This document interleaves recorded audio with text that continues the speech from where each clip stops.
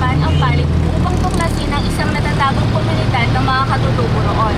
May nakapagsabi sa amin na may naninirahan na tribo ng Badyaw sa nasabing lugar.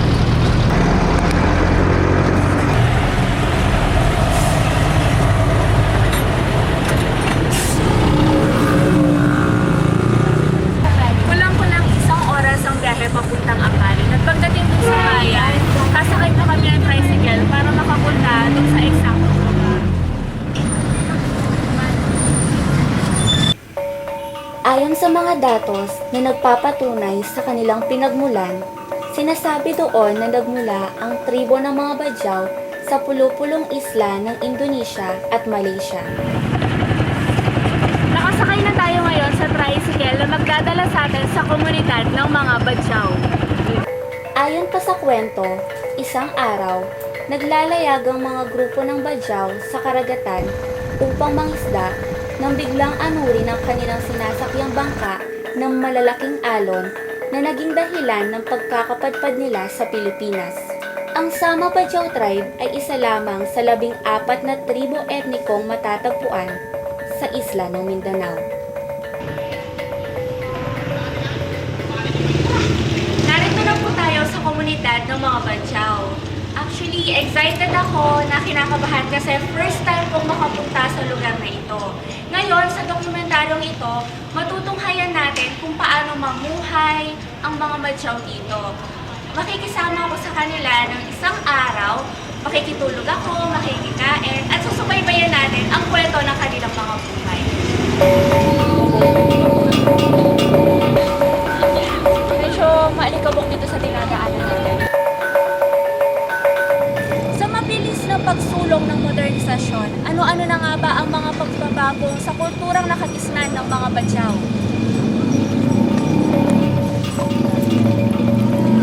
Hello, kamusta?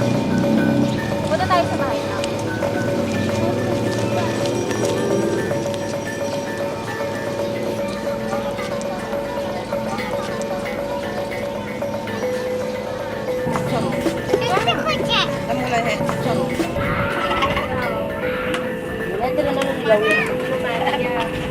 Yaitu halingan kulaw-lamak.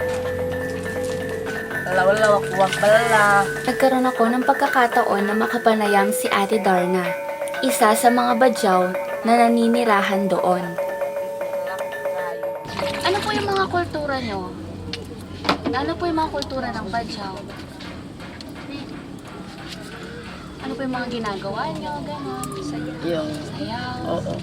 Mag-igal-igal kami. Yung pag may okasyon, yung mga organ kami, yun ang ano namin. Mga instrument. Oo, yun ang, kung baga, kapag kami nagsasayahan, kung may kasalanan, kasal, ganun, yun ang ano namin. Yun ang kasen namin, nag-igal-igal kami, nag-organ. Ganun. Katungkol po sa kanilang kultura, ito po ay isa sa mga iniingatan natin na mawala, palitan. Dahil sila po ay mga Badyaw at meron silang magagandang kultura na dapat isaalang-alang.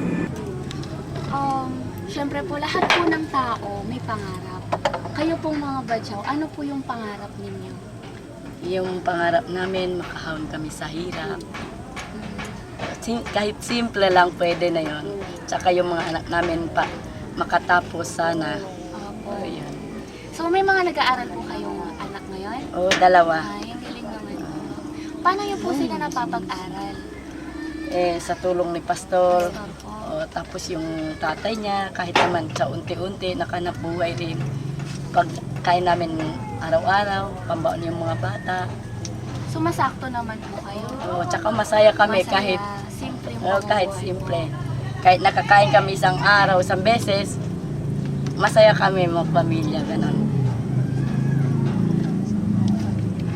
May mga livelihood programs po ba kayong ibinibigay o ibinabahagi sa kanila? Ang isa sa mga tinututukan po natin dito, yung pagtitinda nila ng perlas.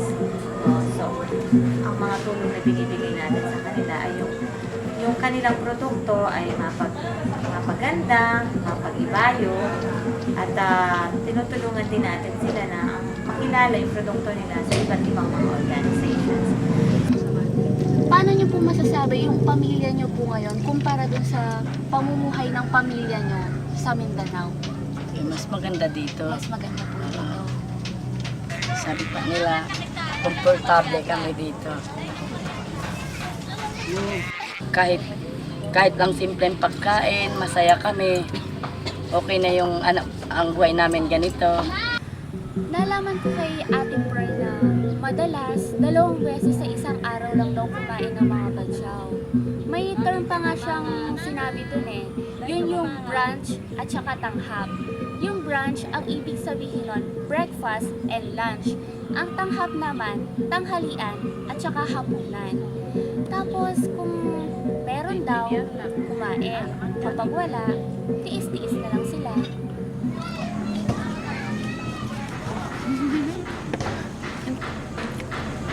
Ganito yung style ng bahay nyo, yung pagkakagawa. Kasi yung sa Mindanao dati ganito yun. Kaya ginaganon kahit sa dagat kami ganito yung bahay namin. So parang mataas sa lupa. Tsaka malamig siya. Malamig. Dating namin na ito, ganyan. Yung sa lola namin, ganito yung bahay namin. Kasi hindi na yung maalis ganito. Napakagandang isipin na kahit na nasa kapatagan sila, inadapt pa rin nila yung struktura ng mga bahay nila. Nung may isang hapong natulog kami doon, napakasarap sa pakiramdam kasi napaka-presko, napaka-maaliwalas, kahit na maliit at masikip yung bahay nila, napaka-komportable. Nang araw na iyon, kinailangan ng lisanin ng grupo ang lugar dahil unti-unti nang gumagabi. Sinabihan din kami na mapanganib sa aming kalusugan at kaligtasan kung kami ay mananatili doon. Dahil unang-una, walang kuryente, kaya minabuti na namin bumalik na lang kinabukasan.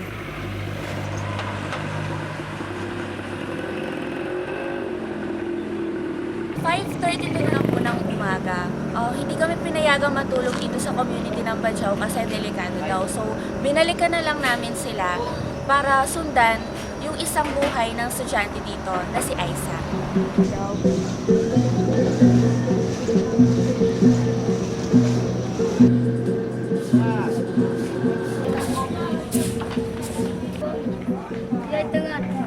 Ahapsugu! So, eto yung breakfast ng mga Badyaw. Eto yung tinatawag nilang apam. Katumbas ito sa atin ng pancake. Gawa ito sa halinan. Binibenta nila ito na tig 10 pesos each. Tapos, eto naman yung inulit nila na sa atin, fried rice. So, tig piso daw yung benta nila dito. And then, eto naman yung sa kanila, pansit. Pero nakikita nyo, yung noodles niya, pang spaghetti. Tapos yung kaibahan nito sa atin, kasi yung spaghetti natin, nilalagyan natin ng sauce. Yung sa kanila naman, yung parang sauce nila is suka.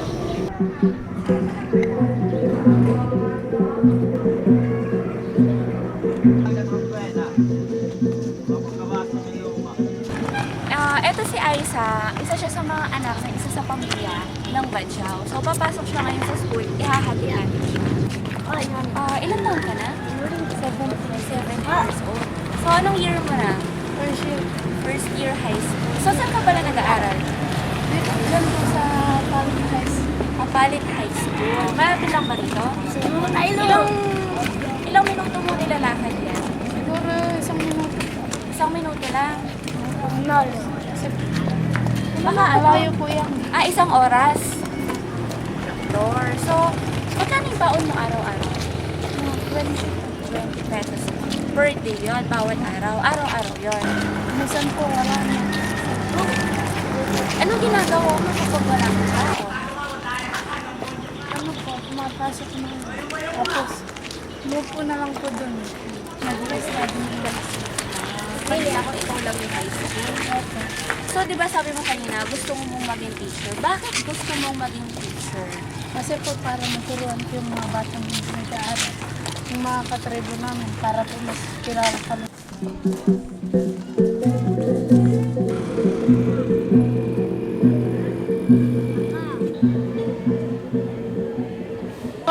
napupunta ngayon sa classroom ni Aiza at kasalukuyan po sila nagkaklase. Decision maker. Any idea about decision maker? Decide by yourself. Sa kasalukuyan, ang mga nag-aaral dito ay meron tayong 13 kabataan mula grade 1 hanggang high school. Kung edukasyon naman ang pag-uusapan, hindi kasi talagang well-oriented ang mga badyaw. Wala kasi sa kultura nila ang pag-aaral.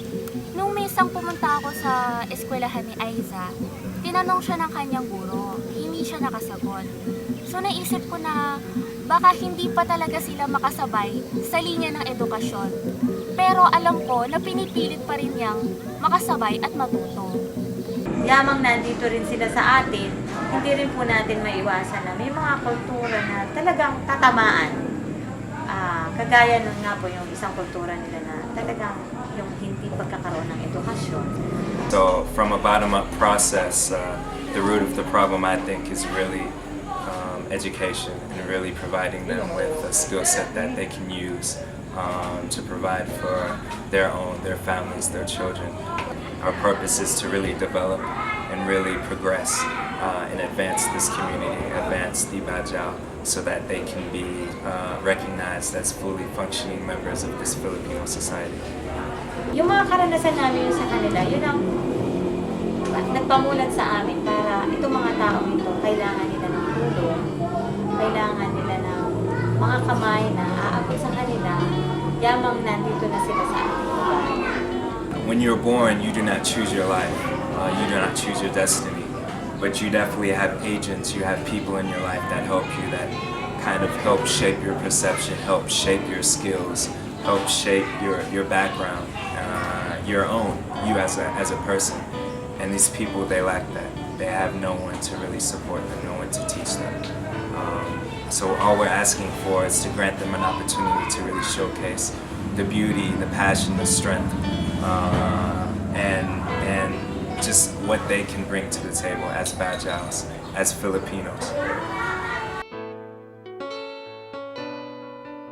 Naway ang dokumentaryong ito ay magsilbing daan upang maging bukas ang isipan ng bawat isa upang lalo pa nating maintindihan ang kaibahan ng mga badyaw sa mga tulad nating individual sa aspeto ng kultura, pamumuhay at edukasyon.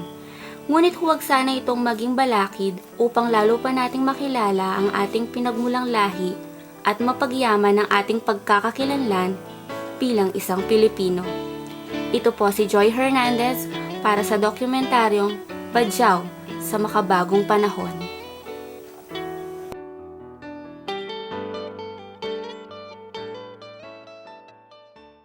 Ay, si Kuya ay guwapo, ay marunong magmanelo.